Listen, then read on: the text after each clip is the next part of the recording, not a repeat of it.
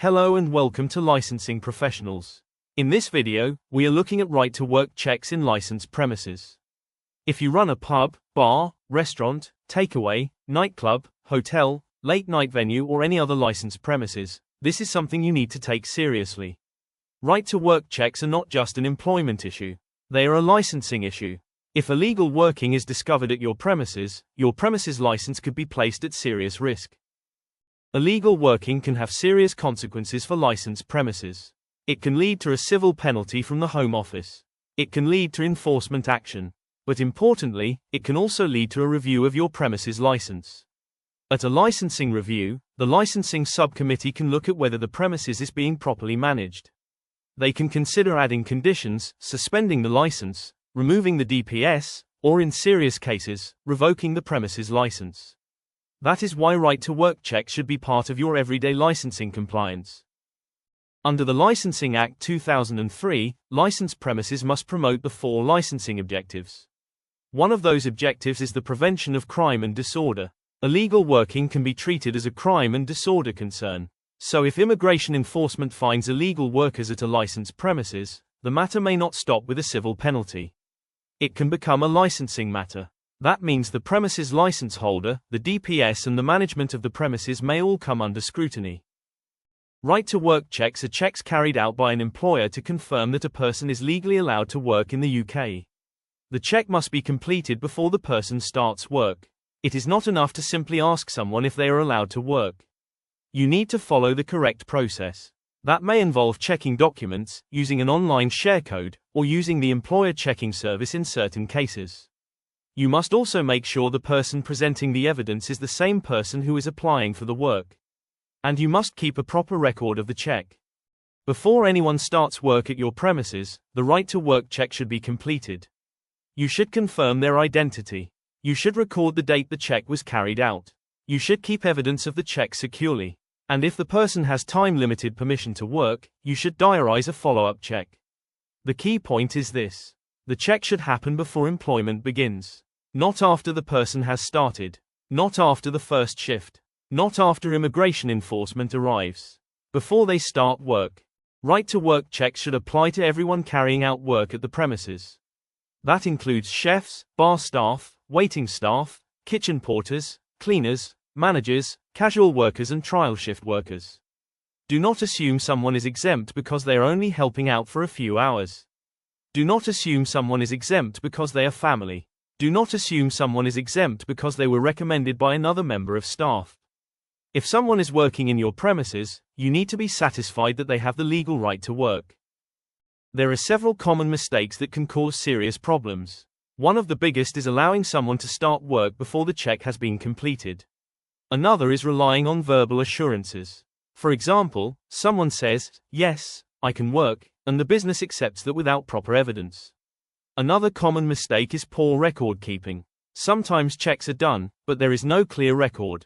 Sometimes records are held by the accountant, the owner or head office, but the manager on duty cannot access them.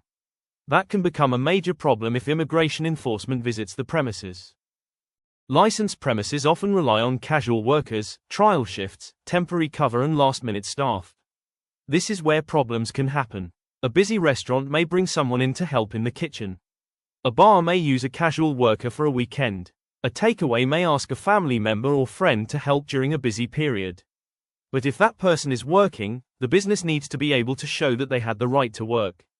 Trial shifts can also be risky if they are not properly managed. If someone is actually working, carrying out duties and helping the business operate, you need to treat that seriously. If immigration enforcement attends your premises, they may ask who is working at that time. They may ask whether right-to-work checks have been completed. They may ask where the records are kept. They may ask who carried out the checks. They may ask when the checks were completed. And where someone has time-limited permission to work, they may ask whether follow-up checks are diarized. The issue is not just whether you say checks were done. The issue is whether you can prove it. If illegal working leads to a premises license review, the licensing subcommittee will look at the wider picture.